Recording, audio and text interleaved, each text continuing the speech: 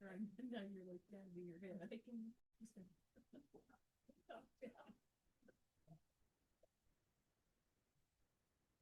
honestly, it's too much.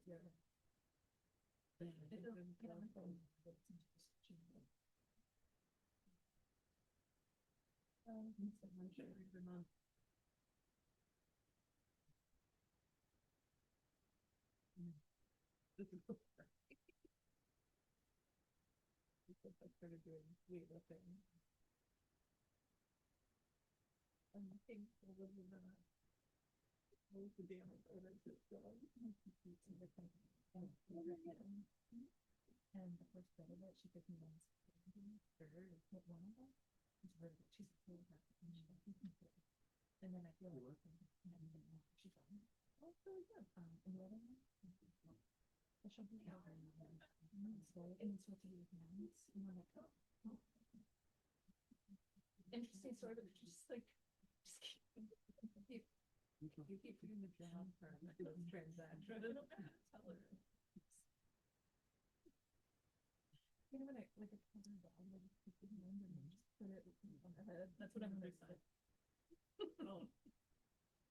So my pet never does. He just like if we're not, yeah, he's like if we're not having him, then he wants to put his back further.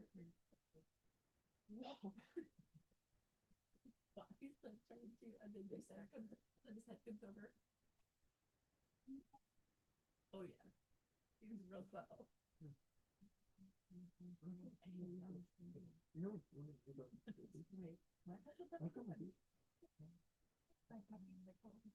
like, okay.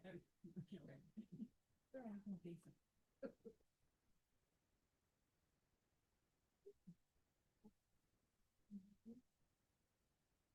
So, I got them as part of a private ballet,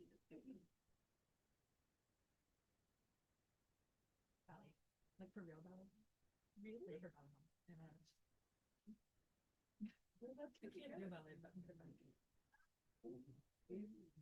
I bought them at least. I was testing QC and they're all like and even though I really can't reach but again, I mean, truly aspirational. So one day I'll be able to reach my toes again. I missed you in San Francisco though.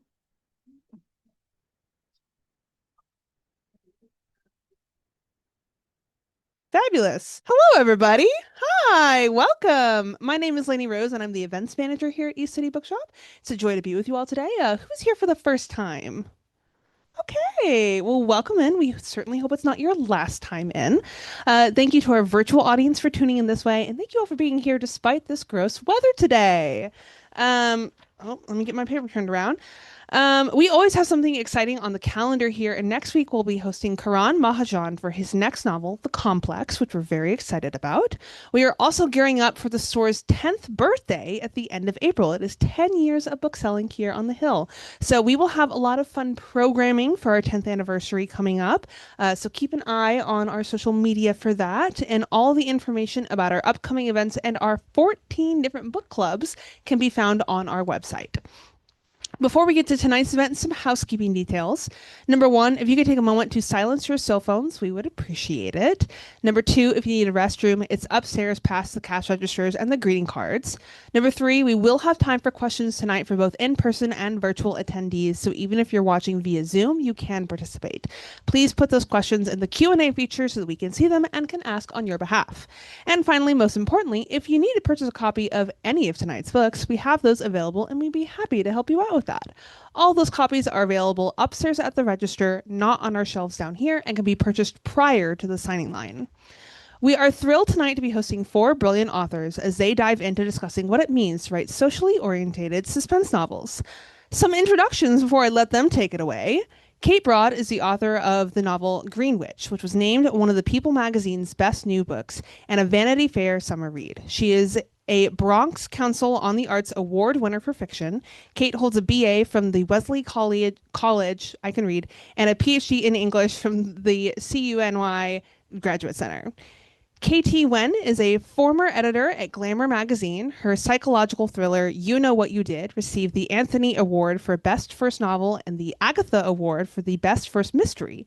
KT is a proud member of the Crime Writers of Color, Sisters in Crime, Mystery Writers of America, and International Thriller Writers. Turn page. Charlene Wang was born in Beijing and, after immigrating to the US when she was 3, has lived in 7 different cities. Graduating with a BA in English from Dartmouth College and a JD from the University of Virginia School of Law, she worked as a litigator for 6 years before quitting to pursue her childhood dream of becoming an author. And finally, Lacey Dunham's novel The Bells was named a Best Book of 2025 by Library Journal and Crime Reads. A Poets and Writers Magazine 2025 Writer to Watch, Dunham has received writing fellowships from the Elizabeth George Foundation, the DC Commission on the Arts and Humanities, and the Swanee Writers Conference and Catapult. Please join me in welcoming our authors of the evening and give them a big round of applause.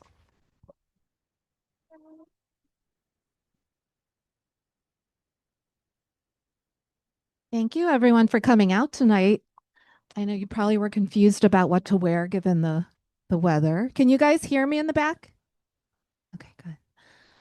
So tonight we're going to be talking about socially oriented suspense, as Lainey said. The genre of suspense and thriller is known for its twists and turns, but what we don't talk about as much is the possibility within the genre to touch upon social and political issues. Is that something that each of you guys were thinking about actively when you're writing your books? I mean, oh, it was already on.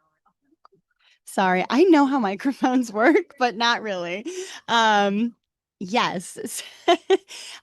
So I would say for my novel, I definitely led with this idea of wanting to center my book at a women's college in the South. So my novel is The Bells, and it follows this mysterious outsider who kind of worms her way into this elite private college in Southwest Virginia.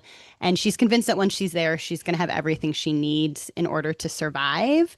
And so the idea of having someone who is distinctly an outsider, in this case, she's a social class outsider, kind of entering this elite space was something that was very much at the forefront of when I was crafting The Bells. And also because it is set at a women's college, gender kind of naturally enters into it.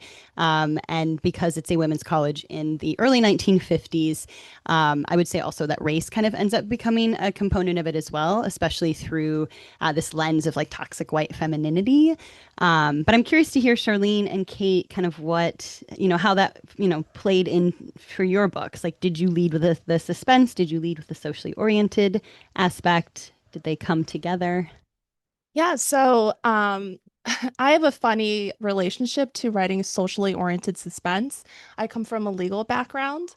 And so when I first started writing, I felt this profound obligation to make my novels a social novel. And shocker, that did not lead to a very good book. I wrote a book that I had to shelve that was about a lawyer. And I quickly realized that, there was like a lot that was very like over the top beating like the message with this. And that was something I had to learn. So with my second book, the one that became my debut, I decided to write about what I thought was the complete opposite of me, which was influencers. And as it turned out, after I wrote draft after draft, I realized that the social dimension eventually like became an element of this book, but it happened more organically, I would say. It wasn't something that I had actively in my mind, but it came about because of my own experiences. Kate? Yeah, I think can everyone hear me? I think I had a sort of similar actually to both of you in that so my novel Greenwich is about a woman who's reflecting back on the summer that she's 17 and she goes and stays with her very, very, very wealthy aunt and uncle in Greenwich, Connecticut when an accident happens and she's the only one who really knows the truth about it. So it becomes sort of about this question of moral responsibility. What is she going to do? Is she going to do the right thing? Is she going to protect her family? Kind of what is the fallout of this? And I started off thinking of it as I sort of knew that there was going to be this component around questions of justice, especially around, I think all of us were writing about class and wealth, and we all have these characters who are outsiders, but who have been like the doors have opened for them, right? Like you have this outsider, and both of you guys, like these women who don't sort of come from the world in like the colleges that they're at, but then they're in the college, and the same thing in Greenwich. My narrator keeps feeling like she's not part of this world, but it's her aunt and uncle. Like the gates of that mansion have opened for her. And so I kind of knew it's such an interesting character and perspective to play with. And I kind of knew going into it, once I was setting up the story and I realized like the wealth component and that the aunt and uncle that's really what this was going to be about. It sort of all fell into place to say this is going to be a book that's about privilege, and it's going to be about race, and specifically around whiteness and white privilege and gender and sexuality and the sort of compulsory heterosexuality, and the way that all of these factors sort of influence our lives. But at the same time, it's like I'm writing a novel, I'm not writing an essay. This is not a statement on what I think about class in America. And so the suspense really came in from saying, well, I want to explore these questions. So what's going to happen in this novel? So I just want to dive in a little bit deeper into setting and time period and how you specifically use these elements to create tension in your novels. I mean, Kate, you mentioned Greenwich. In 1999, the novel takes place. How does that particular time and place generate the central conflicts in your novel? You touched on that a little bit just now. Yeah, that was the sort of once I realized where this was going to take place and the time period, all these other pieces fall into place. My narrator's uncle is a real estate hedge fund guy. And so all of that with like the Connecticut coast, they've moved from New York City. It starts like building up the layers of the novel when you realize where it's going to take place and what the issues are and how inextricably linked all these things are when you get that idea for a book and realize I can't tell this story anywhere else, and that I wanted to set it in the 90s, both around the rise of the particular sort of hedge fund culture in Connecticut, and then also to sort of say like, well, what's changed since then, and then what hasn't changed, and what were our attitudes around family and labor, and the sort of social issues that I'm exploring in the novel in the 90s. And then again, because my narrator is telling the story retrospectively, we sort of see a little bit from, the later, a more contemporary era, but also there are ways in which it's not that different. Did you have experience with Greenwich? Like, have you lived there or did you research that in the time period? So I'm from Massachusetts. I'm from outside Boston, as is my narrator. I now live in New York City. I've lived in the Bronx for 20 years. So I sort of joke that I spend a lot of time driving through Connecticut. And I live like maybe 45 minutes from Greenwich. It's not that far. I did wind up doing a lot of research, and I hadn't realized when I set out that, I hate to say this, don't get mad at me, but if you write a novel that's set in the 90s, it does turn out it's kind of a historical novel. And I had to do so much more. Like I was a teenager in the 90s, but I still had to do all of this research around like what music is she listening to? Like she doesn't have a cell phone, all of those aspects too. LACEY, we'll move on. LACEY, the Bells, as you mentioned, it's set as at a women's college in Virginia and mostly takes place during 1951, 1952 during the school year. It's a different locale than a lot of dark academia novels, which is what we call suspense or murder mysteries when there's a murder. Suspense when there's a murder involved. Can you discuss your choice of setting and why you ended up going with a women's college in the mid-century? Yeah. Also, I was laughing at the 90s historical fiction thing because my forthcoming book is set in the 90s. And I'm like, oh, yeah, I was alive, but this is history. Anyhow, yeah. And I think when I was writing The Bells, I did not want to set it in the past because I didn't want to do the research, and the book just kept kind of pulling itself back in time. And I finally just finally followed the book into that time period. But I really resisted it because I was like, I was not alive in the 50s. I don't want to have to do research on like whether they had trash cans in the 50s. I mean, like stupid stuff. I was like, I don't know what. And so I think what helped me kind of lock it into place was that my grandmother was actually the same age as my protagonists in 1951, 1952. And I was like, okay, someone I know was alive during this time period. And it's actually not so scary to think about the research involved. So I fought the time period, but the specific setting of a women's college in Virginia I chose because I was a graduate of a women's college in Virginia that is a legacy institution. A lot of the women who went there, their mothers went there, their aunts went there, their grandmothers went there, their great grandmothers went there. And I came to the college as a first generation college student and completely felt like an outsider, despite a lot of other privileges that I have. And so that felt very intriguing to me as a setting for a novel exploring issues of class and gender. And I was probably honestly just processing and working through a lot of my own issues. I'm not sure I'm winning any alumni awards, but yeah.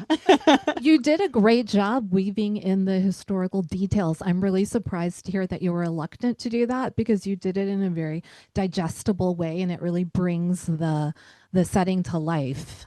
And it doesn't seem forced at all. I don't read a lot of historical That's fair. That's fair. fiction, but I really enjoyed this. I appreciate you saying that. Yeah. And Charlene, I'll follow you doesn't begin on a campus, but back in the protagonist's hometown in kind of trailer park in Mississippi.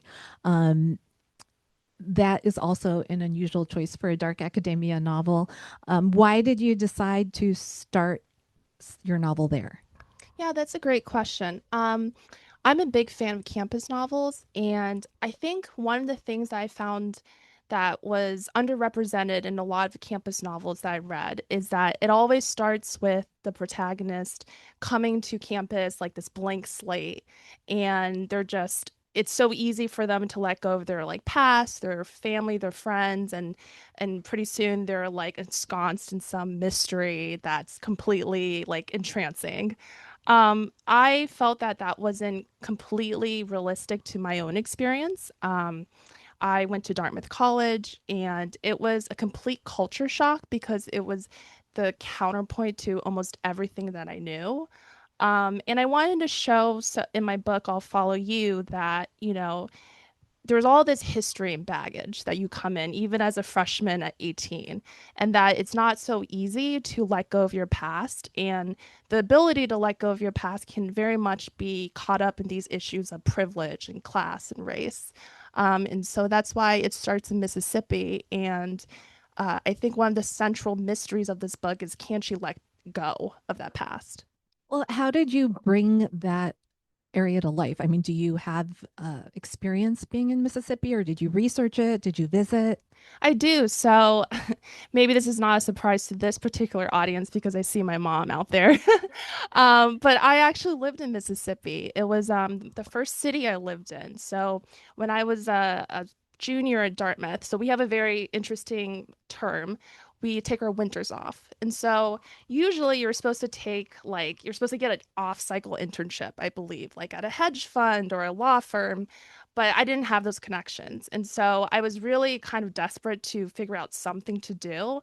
And just by happenstance, I found a flyer in our like school cafe that said, "Oh, come to Biloxi, Mississippi and work for AmeriCorps." So I went down there and it was just a completely different experience. I think I was a little scared and reticent to be in Mississippi, but I quickly found that my experience there was like the complete opposite of what I expected. I actually also dated someone from down there, and so I kept on going back to the region for 6 years. And I worked there, I lived there, and it's a place that's really close to my heart. Yeah. Each of your books has a very specific social environment. How do you use rules, rituals, status markers to create tension in your novels before even the typical thriller stuff starts to happen? I was just sort of thinking about that because as we were all talking, I was thinking about how all of our characters do take the baggage from their past and their childhoods with them into college and beyond. And in many ways, all of our books are about that. Like, can you arrive somewhere in the start of your sort of adulthood and shed your past? And I think the answer in all of our books is no, that we're Not without there consequences. you are. Sort of all of our books could be called I'll Follow You in a way. Very uplifting. But I think that sort of, I was thinking of that in terms of your question around part of the ways that I was thinking about marking the tension in my novel is from entering into like the rarefied world of Greenwich for my narrator and trying to figure out what to do. And so you see all of these sort of social markings and you see people's behaviors, and she has this really glamorous aunt who she's sort of trying to emulate. And this is how we learn how to be people and how we learn how to be adult. And then the kinds of choices that I think all of our characters have to make is around like, oh, I've been looking at this person and I want to be like them. You know, my aunt has so much money and she's so fashionable and she buys me all of these things and she's so glamorous and I could have a life like hers. But then you have to sort of make a choice around, is that really who you are? Is that really who you want to be? And I wanted to fold in all of like the ways that my narrator kind of observes the people around her and is making these constant choices about, do I want to be like that? Do I want to be like that? And you get this sense of, I wanted to give this sense of tension around the social atmosphere, even before you know anything else that's going to happen. Just arriving in a new environment can be stressful enough. And I think each of you uses some element of fashion or style as a status marker, and so that your characters, and I think it's something a lot of us can relate to. Uh, it, it's a clear way to indicate if you're knowledgeable, if you're an insider, if you're an outsider, and status. And yours is actually on your cover with the the hair bow. Yes, yeah, the ribbons. Yeah, I mean, I think this is like such an interesting question because I think, um, you know, something I was very interested in my book was the idea of class passing, and which I think is happening in all of our novels, right? And this idea of like, can you actually pass for something you're not, whether that is class, whether that's a race. I have a friend who jokes she's a brunette and she's been dyeing her hair blonde for years, and she's like, I don't know if I'm pulling it off, but she's, I guess, blonde passing, but like, what are the tells that you are fitting in or not fitting in, and how subtle those things often are, and how easily someone as the outsider who's desperate to fit in thinks that they are successfully like masking their origins, when I think the folks who are on the inside are often able to tell immediately, like, well, you didn't do it in this way. And in my book, yeah, the ribbon becomes a big signifier, which is pulled from the women I knew at my alma mater who, like, at 8 a.m. classes would show up wearing like ribbons in their ponytails and like giant pearl earrings, and I was like stumbling in like my pajamas and was like, what is this, and then was like, do I need to wear ribbons in my hair, and never quite got that far, alas. But I think that is interesting, like the way that there are these like markers of like performance and fitting in. So I just wanted to talk a little bit about your narrator choice, how you chose your narrators. They're all, as we've said, outsiders to a degree. Um, Kate, Greenwich is told by an older narrator, as you mentioned, looking back on the summer of 1999 when she was 17. What does hindsight let you do in terms of creating suspense, and why did you choose that protagonist? One of the sort of fun facts, insider information. So in the very first draft of Greenwich that I wrote it from the third person, and there was no retrospective. We just like jumped right in. And so yeah, so that's so different. A very different book. Because the book is first person, and it's all baked into the story is that Rachel is looking back. And the first draft, I will say, was pretty boring. Because you didn't like this girl goes to Greenwich, but you sort of don't know what's going to happen. And so I changed all of that. And the really big change, changing it from third person to first person, I always knew that it was going to be Rachel's perspective, I should say. Like she, as the sort of outsider with access, just always came to me as the narrator. And she is, even as we're talking about how she's an outsider, she's also very much an insider. And I think that perspective is really important. That she is, you were talking about wanting to explore white femininity and kind of the ways that white femininity is weaponized. And I knew that I wanted this book to be from the perspective of this young white woman who is growing up and finding her place in the world.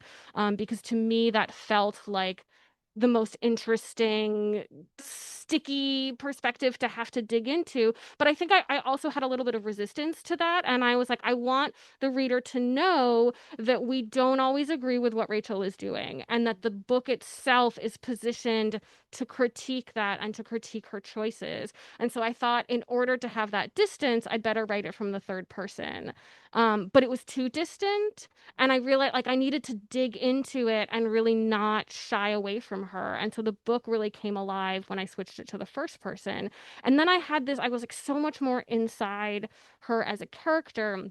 And a lot of the tension in the novel that I came to explore was about this sort of friction or pressure between these time periods. And I almost have these kind of two different narrative voices because we're mostly with 17-year-old Rachel for the book. And I wanted to be inside of her perspective and not always have this adult voice coming in, but at the same time, like we know that the story is being told retrospectively. So I kind of had to balance those two narrative voices, but it let me do different things with the time period to say, well, what does she know now, or what did she not know then, or points where I could, instead of having flashbacks, I can have a flash forward. And I had a lot of fun kind of playing with those. And the foreshadowing throughout is great. It does, you do a fantastic job of creating Well, it's suspense. much more interesting. Yeah. Like it let me foreshadow, and now we know when she goes to Greenwich, something does in fact happen. So that's why, even if you write a very bad first draft, you should keep working on it. Each of your novels touches on a lot of different overlapping social issues: race, gender, sexuality, privilege, power dynamics. I want to dive a little bit deeper into that. Lacey, you mentioned toxic femininity and its relationship to very specific ideas of wealth and whiteness are at the heart of the bells. What drew you to focus on this theme in your novel? Again, probably just processing like all of my own past issues. Yeah, I mean, as I said, I went to a women's college, and the history of women's colleges in the U.S. I think is really fascinating in that they actually started in the South, and then very shortly thereafter, kind of moved to the North. And in the North, the purpose was for women who were not married to develop some skills that then they could use to not be a burden on society and make some money, right? It was this very kind of Puritan ideal. And in the South, the women's colleges came out of this idea of white women from the planter class needing to show that they were marriageable material and that they weren't going to dishonor their husband and his bloodline, and so kind of comes from these very racist white supremacist ideals, right? And I think in the North and the South, those vestiges are kind of present in many ways, even into the 21st century. And so when I was researching, when I finally figured out and settled on that the book was going to be happening in the 50s, I did some research and read a lot of women's colleges handbooks, including my own alma mater. And it was so fascinating because these handbooks were very explicit about women's dress and behavior. And at this time, most colleges were still segregated by both gender and race. And so it was things all the way down to like, you do not wear pants except for Fridays between 6 and 8 p.m. because it is considered unfeminine. You don't gossip because gossip is unbecoming of a woman. You don't chew gum because women who are good women don't chew gum. And so all of these expectations, but expectations that were clearly being presented through a lens of class and race. And I thought it was so fascinating that these were codified like in institutional handbooks. And handbooks existed for men's colleges as well.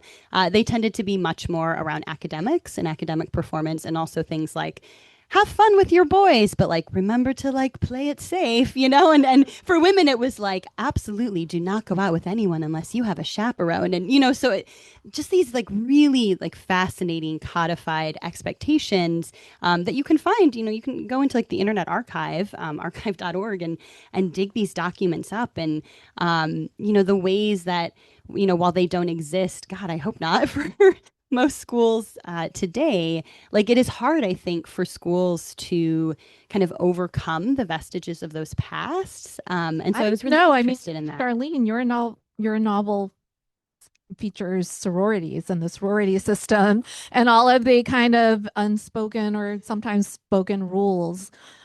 Can you talk a little bit about the role of faith, being an outsider, trying to fit into the sorority? Yeah, sure. So, actually, I'm thinking about the previous question about status symbols. So when Faith is rushing a sorority, she notices that there is a very particular kind of shoe all the sorority sisters like to wear, and it's a Prada loafer. And immediately after the first day of rush, she goes out to a DSW and she buys what she thinks is a very good $30 dupe for this Prada loafer. And the next day, she's feeling like pretty good about herself, and she's instantly clocked as having worn a dupe. And it's kind of this like funny moment in the book. And it kind of ends up leading to this interesting juxtaposition where her best friend from back home, who's an influencer and very charming, she comes and shows up outside Faith's doorstep one night in October. And she borrows these shoes and they go to a sorority party. And because she's so charming, charismatic, everyone thinks they're gorgeous. Yeah, that helps too. Everyone thinks, oh, these are the real Prada loafers. They look real on her. And so, yeah, I think that, as an outsider, you're constantly trying to class pass, as Lacey was saying. You sometimes spectacularly fail, and that's always really interesting to me as the author, when those failures. And I think that, there's this cost to this performance that over time gets pretty steep. There's such a good also Lily Pulitzer moment in all of you too. That was really good. I also went to a women's college in the North, by the way, and like all of. Did you go to Smith? I went to Wellesley, and my mom went to Smith, so all of this tracks. Absolutely. I also was when I was in high school, I was like, "There's no way that I'm going to an all-girls school in Wellesley, Massachusetts." So. But I think sororities are such a like fascinating, like emblematic, especially in like the South and like state schools. Like, whoa, like, I mean, talk about like performance of femininity and like especially like white femininity and like the rules. Oh, it is like that's some, I don't know, I think dangerous stuff. Could be a horror novel. I mean, truly. So I want to start the next question with you, Kate, because it's how do you decide where to place reader sympathy when characters are complicit in harmful systems or benefit from them? This is definitely, I mean, a big thing that Greenwich is about. We're following this family, and especially we are so deep inside Rachel's head the whole time, and it's not always a great place to be. And I really wanted to play with that and push against it. I think there's oftentimes we sort of tend to arrive at a novel with an expectation that, oh, I'm going to like this main character and I'm going to root for her. And it can be very destabilizing and disruptive to say, I don't know that I like all of this character's choices. And I really wanted to do that intentionally, to say, well, what does it mean to be a person in the world? If we lived in a world where people were doing likable things all the time, I think we'd be living in a very different society. And so I really wanted to ask this question, like, nobody sees themselves as the villain of the story. No one says, oh, I was the bad guy here. And so I wanted to say, what happens psychologically in that type of person's mind? And that was who I wanted to explore. And so for the reader, I mean, it's very open. I wanted the book to sort of invite the reader in and have them ask these questions themselves. I really, the books that I love the most are the ones that don't give you an answer, and the ones that maybe complicate your sympathy, or that create characters where you don't have to agree with them, but you understand why they're doing what they're doing. And that to me is the most interesting part of it. I always I like the sort of the anti-heroes. I like the Humbert characters, or like Disgrace is a novel that's also really heavily influenced me. I think in those books there's a different expectation of like, how do we write about men versus women who are, I hate the word unlikable because it is so gendered, but all of those things I think are questions worth asking.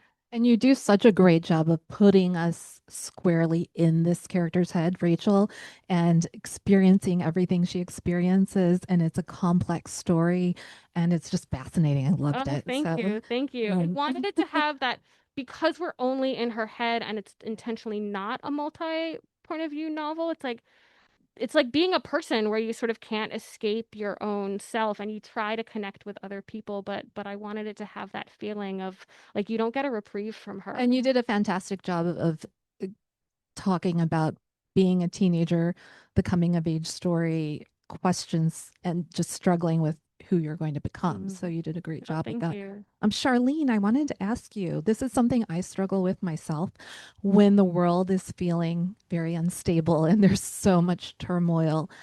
Does that affect your writing? And in terms of what you choose to write about, are you leaning towards something more escapist, or are you squarely addressing these topics? That's an interesting question. Well, I would say I definitely don't think that I aim to write escapist fiction. I think all of the fiction that I'm interested in, that I'm reading, has some element of trying to engage in real world issues. That being said, I do think that, novels are a form of entertainment.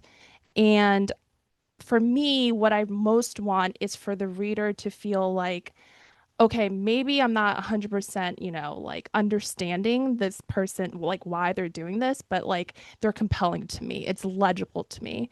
And so I think more and more as, the world becomes difficult, I think that these sorts of reading experiences are important, but I don't really like it when it's called escapist. I think that, I think that's shorthand for a lot of other motivations and labels. Well, I think that genre in general, the crime fiction genre, there's romance, romantasy are huge, hot growing categories, but crime fiction and thrillers are still the second most, or in some areas, the biggest category for people who read for leisure. Like you have the capacity to reach so many more people than you might if you totally avoid genre. Um, Lacey, is this something you struggle with when you're trying to come up with? I mean, you do still write in the genre. I'm struggling with it because when there's a real world where there is no justice, or seemingly no justice, such a big part of what we write about is bringing a villain, a murderer, a culprit to justice. So how do you cope with that? Yeah, I mean, gosh, yeah, this is, I think, such a interesting and hard question because I think, kind of what we said at the beginning, like you don't, I think when you're writing, you don't want to be writing into a message because then you're frankly just Ayn Rand and like, like, I mean, that's some tripe right there. Sorry to any Ayn Rand fans. I'm gonna get like, I don't know, doxxed on my accounts now. But yeah, but I think for me at least. Um, it is almost impossible for some of those concerns not to come into my writing because they are concerns that I have central to my own living and to my own existence in the world. Like I am also grappling with many of these questions and concerns, either as someone who is experiencing them or as someone who is trying to understand my own complicity in these larger systems. And so I think, kind of circling back to the question of like choosing your narrator or like how you're structuring or telling the story, like that is where like the socially conscious side and the suspense can find a way to meet, right? Because sometimes the suspense is the reader following a character like Rachel, like Dina, who's the main character in my novel, and wondering like, how long can I, continue to like support this character who is sometimes doing these really awful things, and yet I'm really compelled by this story, and like that to me is like a really fun space as a writer to play in. And so I think like I'm not writing to like try and solve the world's problems. Like if I could do that, like I would wave a magic wand today and like we would be, I don't know, like somewhere we were where we are not with society and politics and everything else. But I don't have that kind of power, but I do have the power of storytelling. And so through that space of narrative, I can explore things that I'm interested in while also I think telling a really damn good story. And to me, that's like the sweet spot.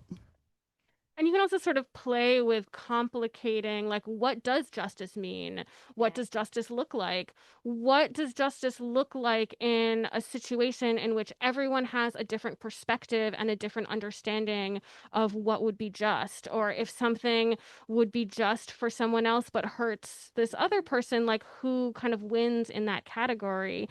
And you can do things, I think, with fiction that become really rich and really productive instead of coming in and saying, well, we're going to have this moment of catharsis at the end of our narrative and it's all going to wrap up perfectly because that's what a novel does.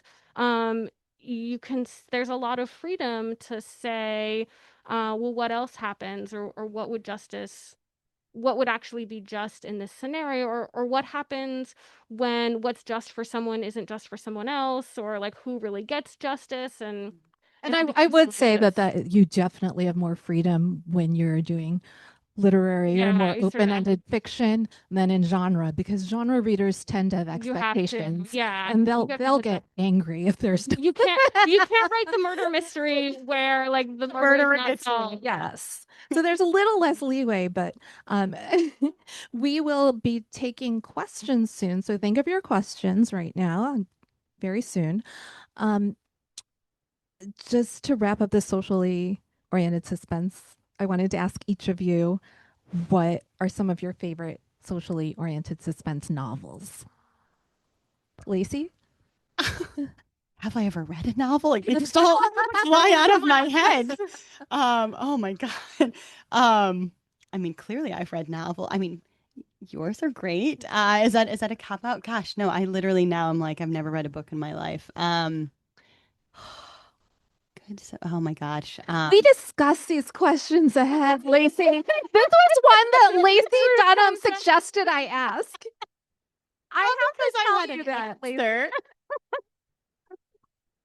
Oh my gosh. Yeah, boy, somebody else say. Is there any novels that influenced you when you were writing The Bell?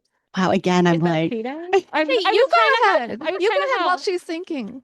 we're all like, what's in our book spreadsheets? Oh no. Well, I was thinking of it in terms of what are some books that influenced me in writing Greenwich, and I sort of talk about these a lot. That big touchstones for me are The History of Wolves by Emily Fridlin, Idaho by Emily Ruskovich, The Girls by Emma Cline. These are all books that they're very dark, and I just think they're so fascinating in the way that they follow these characters, in all of these cases women, who do truly terrible things, and yet they're so human. And to me, they're so real and so beautifully done that to look at and understand, why do people do the things that they do. So I don't know if those are sort of socially oriented suspense, but they ask the kinds of questions that really animated me for Greenwich. Charlene, what about you? As soon as this is over, we're all going to be like, oh, here's all this socially oriented suspense. We're actually running a little short on time, but conveniently, I did want to touch on craft a tiny bit for this. For each of you, this is your debut novel. How long did it take you guys to write it? I'm curious. It took me 4 years Oh, to wow. write it. Yeah. Mine was also 4 years, 4.5 from start to like the point where it's off to your publisher and you can't touch it anymore. Lacey? Yeah, I think mine was like 3.5 years. I don't feel so bad about taking time with my second book now. You makes me feel better. I mean, I have other books I'm working on that have taken longer, Yeah. you know. Does anyone have any questions? Yes. The message is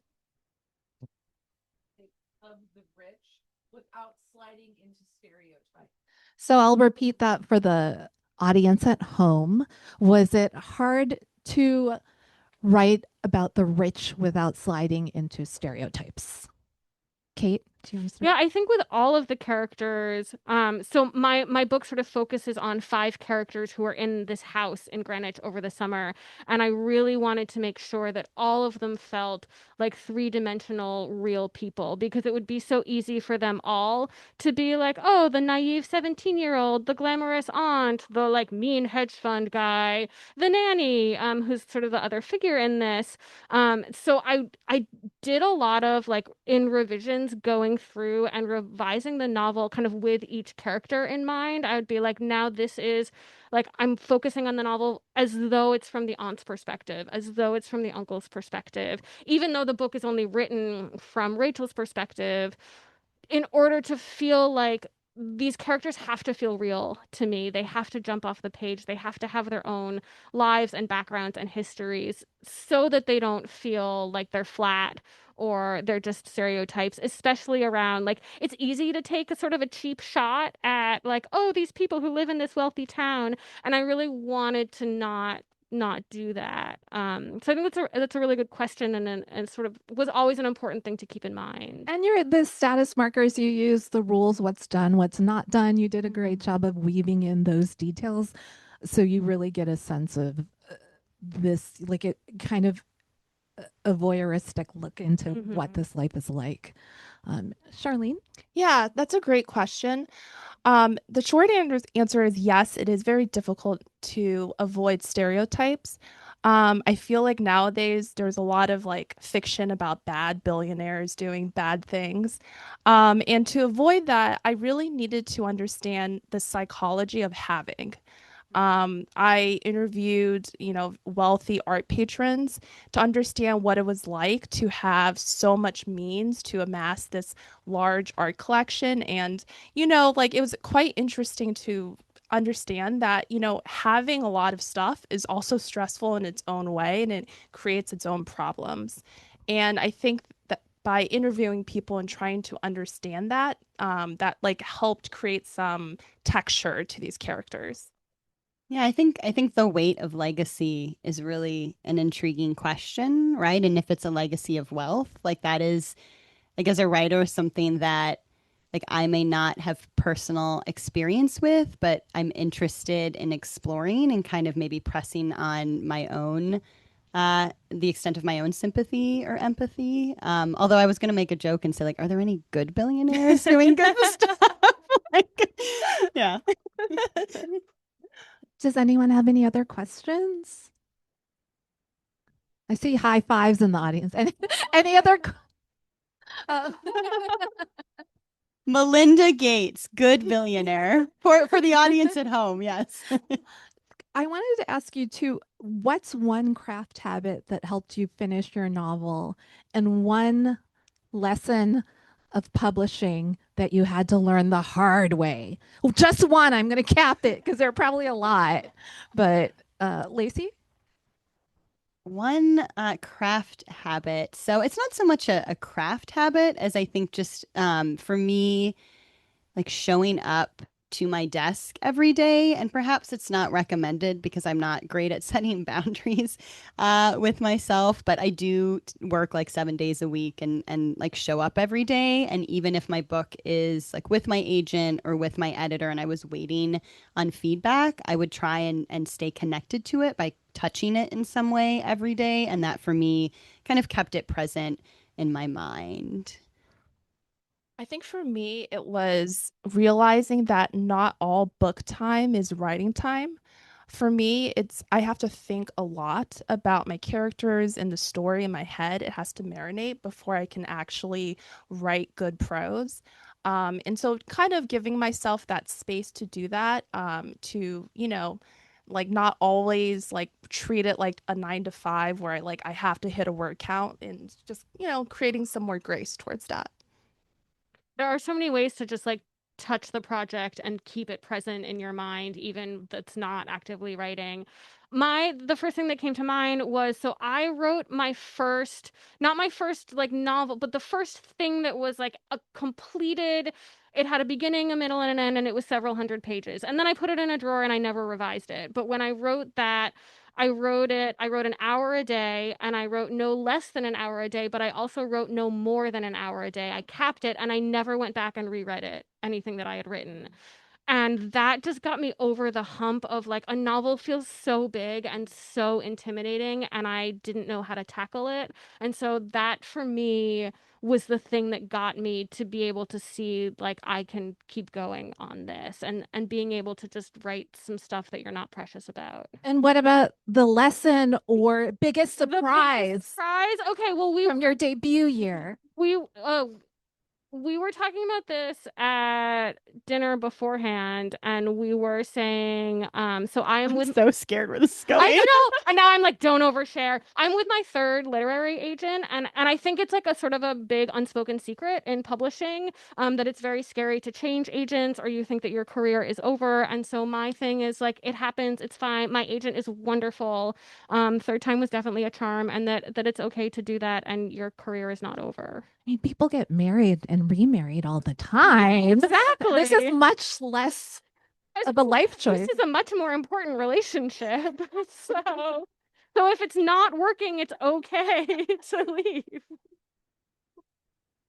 Charlene? For me, oh boy, there's so many, but I would say just not comparing yourself to anyone else. And because, when you're a debut, there's just so much noise, and you're in this community, and it's easy to see like, oh, like, so and so's getting this sorts of publicity, or so and so's in this bookstore. And it's very easy to get caught up in that. And it really is to the detriment of your writing. And so I would just, that's the lesson that I had to learn the hard way. It's like really like eyes on your own paper. Everyone like goes at their own pace, and that's okay. That's hard because writers are very nosy. Oh yeah. But that makes me think what I should have said is to make friends. Like Yeah. that's the best part of it. Yeah. I think the surprise is like how wonderful other writers in the community are. Like, not that I expected people to be awful, but I don't know, like people are so like open and I think generous and kind. And I mean, I do have like that one writer enemy who shall never be named, but like everyone, I don't know. It's like we're all like a rising tide lifts all boats. And I think almost everyone I've met is of that, mentality. So if you're an aspiring writer at home or in the audience, the lesson is that it's all about the friends you made along the way. Are there any other questions in the back? Curious, you talked about writing about different classes, trying not to stereotype billionaires. I'm curious on race. How is it harder to write characters of a different race in a different class, and how do you go about it? So the question was, how do you go about writing characters of a different race? Is it difficult? And how do you do that? I know, Lacey, you did some research with yours, right? You had some characters in your book. Yeah, I mean, so I think it's difficult anytime you're writing outside of your own centered identity, because you are writing about experiences that inherently you just cannot know about, because you live in a different type of body and you move through the world differently. And I think that's true whether it's gender or race or class or ability and disability. Like, I think you have to be really, really careful. I also think that books would be really boring if we all only stuck to like our exact like demographic, right? If it was like, I'm only ever going to write about, a woman who grew up working class and was a first generation college graduate who's white and is from, rural Midwest and has 2 cats. Like all of my books, I mean, maybe that would be great for one book, but like you would get sick of hearing about my cats after that first book. And so I think you have to, for me, you have to acknowledge your own limitations. I think you have to do as much due diligence and research as you possibly can. I think sharing it with other people who may be closer to that perspective, while acknowledging that it's not a universality of perspectives, right? Like, not all men or whatever. That was a joke. Thank you for laughing. All right. The internet is like really going to come after me after this. I'm worried. And I think, I don't know, like I think there is a lot of conversation currently about like who is allowed to write who and from what perspective. And I think that's a really valuable and important conversation and a necessary conversation because there has been such erasure of who's allowed to tell what stories. And to be clear, in my novel, my main character and my main perspective is Dina, who is she's passing as she's a white woman, but she's passing as a higher social class than she actually is. But there are other characters and other perspectives in the book I have Black characters. I have a poor white working class woman. And it felt really important in the novel and the story I was telling to have those perspectives represented because it didn't feel like it would have been a fair story to just have it all come from Dina's perspective. But I did approach it with some trepidation, which I think is healthy. And I, tried to write towards what I didn't know, and I'm certain it's imperfect. I mean, it just is going to be because I'm limited by my own limitation. And I think a lot of what's important is to recognize kind of the dominant narratives on different races, genders, sexualities. And as an author, it's a great opportunity to subvert those dominant narratives. Kate? Yeah, I mean this is a big part of Greenwich. So in Greenwich, Rachel is white, her family is white, and the family. So Rachel goes. She's a 3-year-old cousin, and she's sort of ostensibly there to take care of her for the summer. But the family also has a live-in babysitter, Claudia, who is a young Black woman. She has recently graduated from college. She's an aspiring artist. So the story is told from Rachel's perspective, but very much the dynamic of race and this young Black woman who is living with this family, with this white family in Greenwich, is very central to the book. Similarly to the question about writing about people of different classes and making sure that those characters feel real, it was very important, sort of especially to me, to make sure that Claudia feels like a full character with her own dimension on the page, and I probably spent the most time really making sure that came across. And I kind of set up this challenge for myself too, because she's all filtered through Rachel's perspective. And so the book needs to do both of those things because I'm showing the limitations and like the way that Rachel sort of flattens her because she sees everything through her own lens as a young white woman. But while hopefully having the reader recognize that Claudia has this whole life and this whole world that Rachel isn't privy to, it felt very important to the book that Claudia be Black, that it was not just like a random thing that I decided or felt like throwing in at the end, that this was an essential decision for what the book is about. And then through every single stage of writing, I made sure to get other readers, and specifically women of color and Black women, to read the book, and people who I really trusted to give me very honest feedback.